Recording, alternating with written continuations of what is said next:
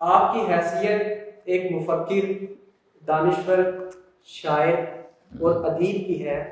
باشعور طبقہ آپ کو فکری رہنما بھی تسلیم کرتا ہے۔ دور جدید میں سوشل میڈیا کے ذریعے آپ کے افکار و خیالات آپ کے چاہنے والوں تک پہنچتے رہتے ہیں۔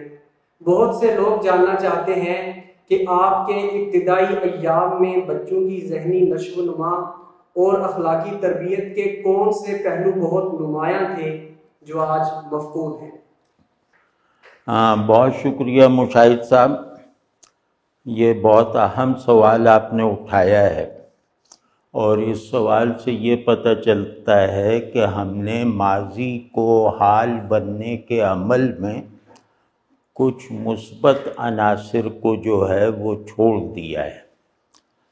تو وہ میں عرض کرتا ہوں اس سوال کے جواب میں کہ میں جب بچہ تھا میری جس طرح تربیت ہوئی، وہ اس کی میں تھوڑی سی تصویر کھینچ دوں تو اس میں جیسے طریقۂ تربیت عملی طور پہ سامنے آ جائے گا۔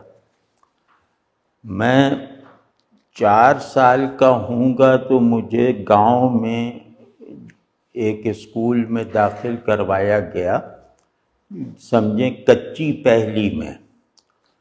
وہاں ایک استاد پڑھاتے تھے، ان کا نام تھا افضل نائب جی۔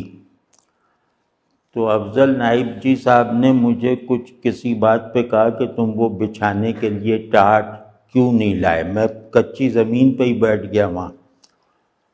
تو تھوڑا سا ڈانٹ کے انہوں نے کہا کہ کل بیٹھنے کے لیے کوئی چیز لے کر آنا۔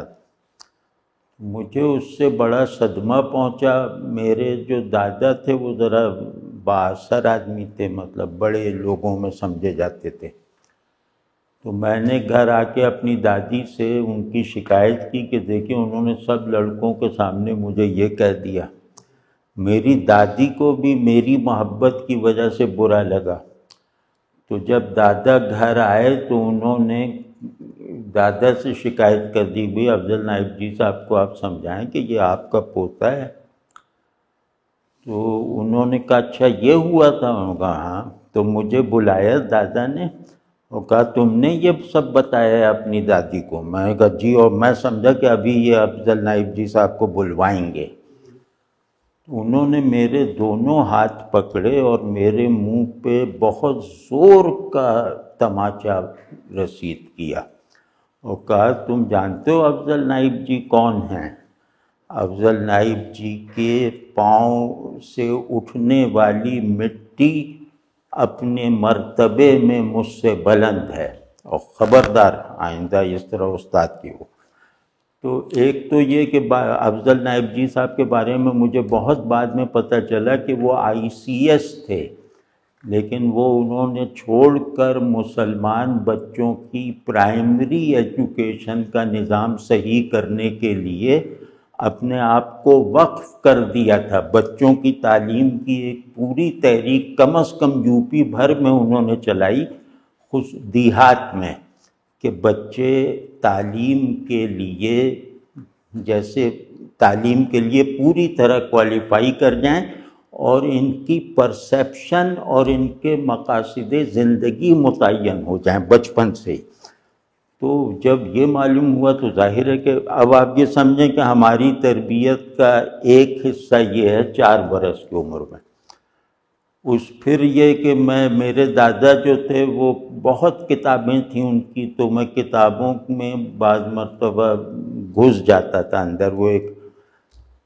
تو اس کے بعد میں نے وہاں اپنے گھر کی دیواروں پہ وہ جو بڑے بڑے پلرز ہوتے ہیں نا باہر، تو وہاں میں نے کوئلے سے لکھا، ایسی آڑی ترچھی لکیریں بنا کے انہیں بھر دیا، اور اپنی دانش میں نے انگریزی لکھی تھی، اور یہ وہی عمر ہے 4-5 برس کی۔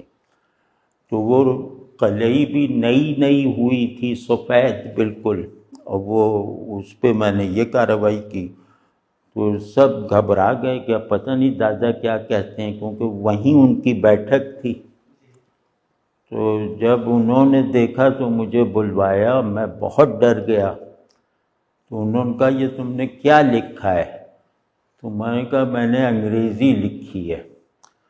تو وہ ہنسنے لگے، اور شاذ و نادر ہی انہوں نے کبھی ہمارے سر پہ ہاتھ پھیرا ہو، اس دن ہاتھ پھیرا اور کہا کہ بہت اچھا، لیکن لکھنے کا کام کاغذ پہ کیا کرو، وہ کاپی قلم میں تمہیں دلواؤں گا۔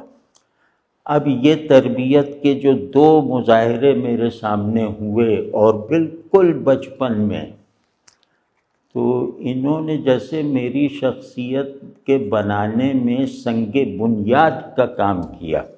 ایک تو یہ کہ استاد کا ادب کیا ہوتا ہے، استاد کی عزت کیا ہوتی ہے، اور دوسرے یہ کہ علم کا اگر شوق جاہلانہ جذبے سے بھی ہو تو پرانے لوگ اس کی تحسین کرتے تھے، اس میں کچھ اصلاح کر کے حوصلہ افزائی کیا کرتے تھے۔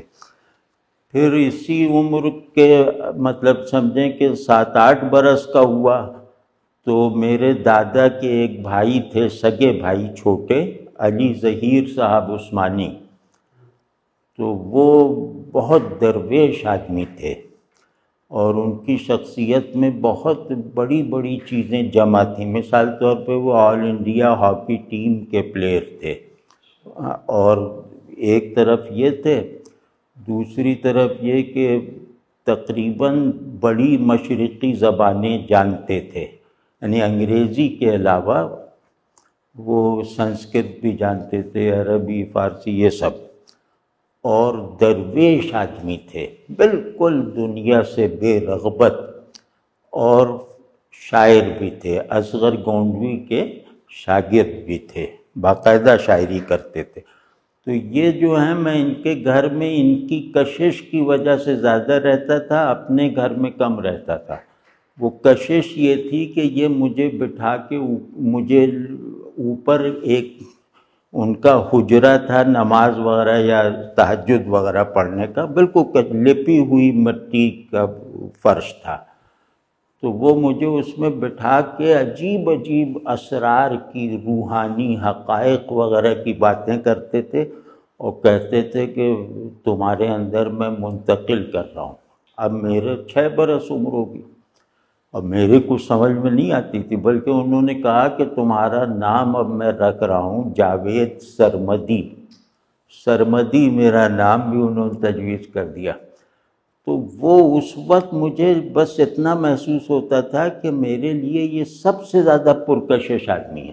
جیسے بچہ اپنی پسندیدہ چیزوں کی طرف لپکتا ہے، میں ان کے آنکھ کھلتے ہی ان کے گھر کی طرف لپکتا تھا۔ تو اس سے مجھے یہ لگا، اور اس سے ایک اصول کا بڑے ہو کے پتہ چلا، احساس ہوا کہ شخصیت کی تبدیلی بڑوں سے تاثرات کی منتقلی سے ہوتی ہے، یعنی واعظ و نصیحت اور تعلیم وغیرہ سے ہوتی ہے، لیکن وہ ثانوی ہے۔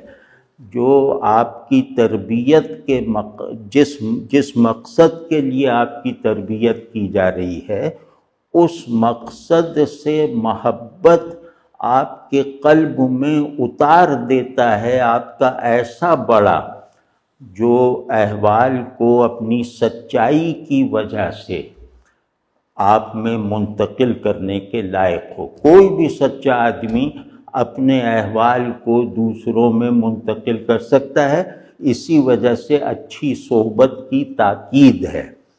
اور دوسرے یہ کہ تربیت سے ذہن بننے کا عمل شروع تو ہو جاتا ہے، لیکن اس وقت وہ بچے کے ذہن میں نہیں آتا، جیسے سب کے ساتھ ہی ہوتا ہے۔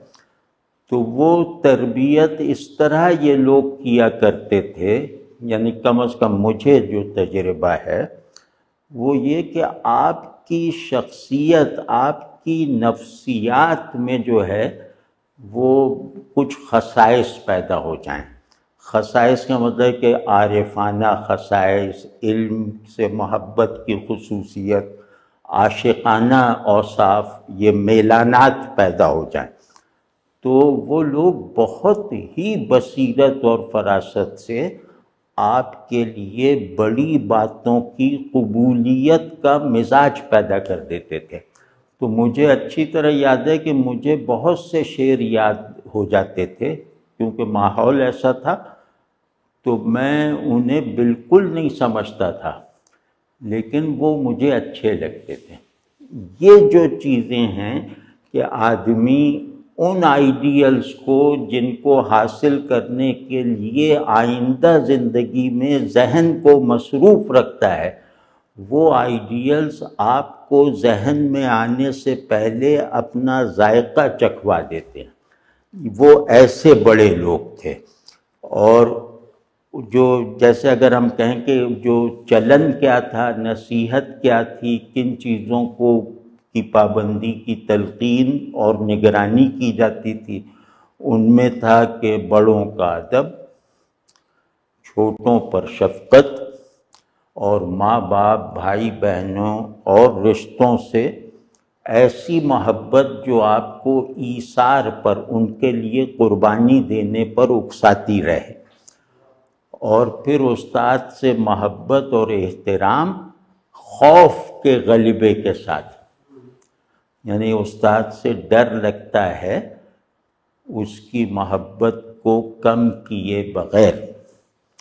اور پھر جو ایک بہت بڑا ایلیمنٹ تھا وہ یہ تھا کہ آپ کے گھر میں یا آپ کے مدرسے اور اسکول میں جو آپ کو سکھایا جا رہا ہے، یعنی شخصیت میں فضائل کی جو فہرست آپ کو دی گئی ہے، اس میں معاشرہ مدد دیتا تھا، رکاوٹ نہیں بنتا تھا۔ جو آج کا بہت بڑا مسئلہ ہے کہ ہم حجرے میں تربیت تو کر لیتے ہیں، لیکن بازار میں جا کے اس تربیت میں سوائے ناکامی کے اور کسی چیز کا تجربہ نہیں ہوتا۔ تو یہ وہ چند چیزیں تھیں۔ تو میرا خیال ہے کہ آپ کے سوال کے جواب میں کچھ زیادہ ہی تفصیل سے عرض کر دیا۔